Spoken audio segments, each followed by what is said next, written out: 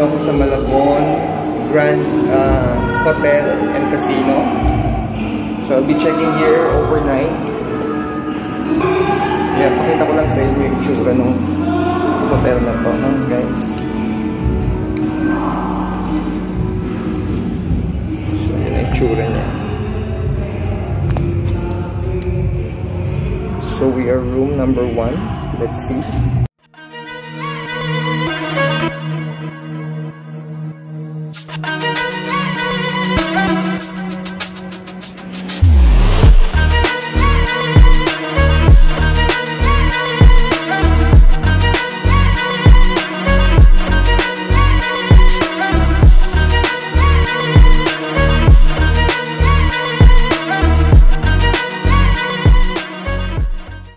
The doorknob looks like.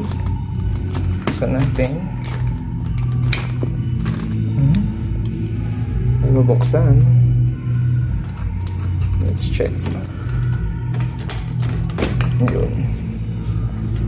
Buksan natin yung ilaw. Yan. Okay. Bali natin yung susi. Yan.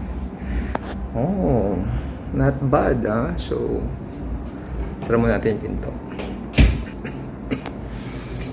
Not bad. So, pag natin nakabukas na yung aircon niya at 20 degrees, no? And then, meron siyang table dito. Talagang binlog ko lang, kararating ko lang, no? But anyways, I want to share this din sa inyo kasi, no, lahat ng mga travels, yung mga activities, pag possible naman na ma-vlog ko, no, I'll be sharing this out sa inyo, guys, no. So, okay. Meron siyang dalawang chairs dito, no. It's like accent chair or sofa, no.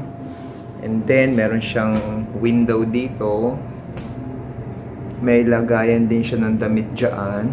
Plus meron siyang mirror na malaki. Okay.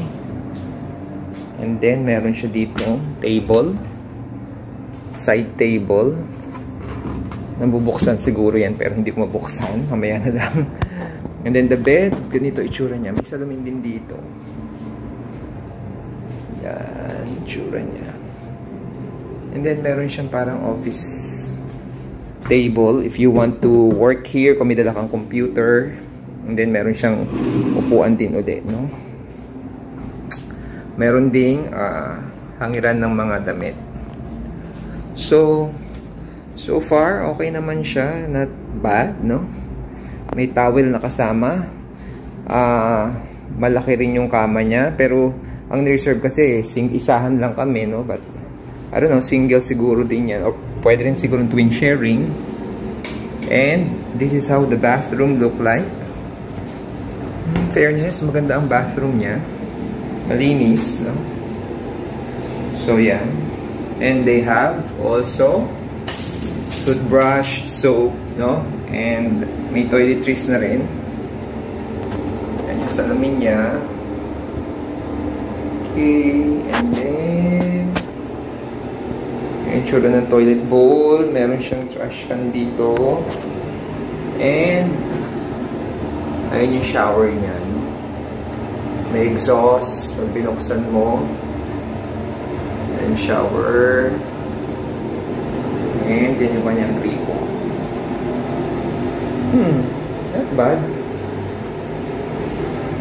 Hindi na masama, no? Maganda rin itong hotel na to. So, mag-stay lang ako dito overnight dahil tomorrow we have an activity. We're going to Cavite.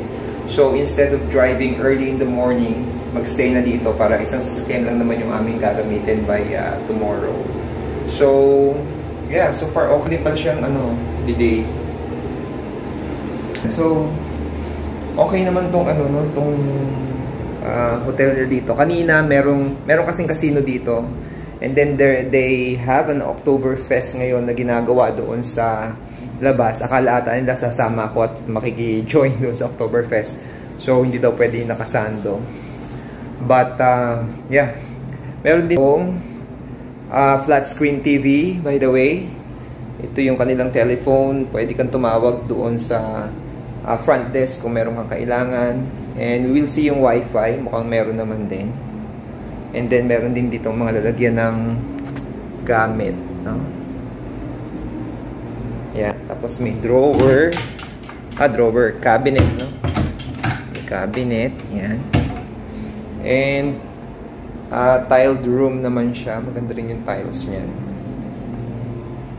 Okay. So far, so good. So, yun lang. Kung mapunta kayo dito sa Malabon Grand Hotel and Casino, yeah, kung gusto nyo lang mag-stay overnight or gusto nyo lang mag-stay para halimbawa ay hindi kayo ma-hassle sa biyahe ninyo, no? This is one place na marirecommend ko rin naman na maganda rin naman siya. Okay? So, yun lang guys. I hope na nakatulong sa inyo itong aking tour dito sa Malabon Grand Hotel and Casino. So, see you again guys sa aking mga susunod na vlogs. Thank you for watching.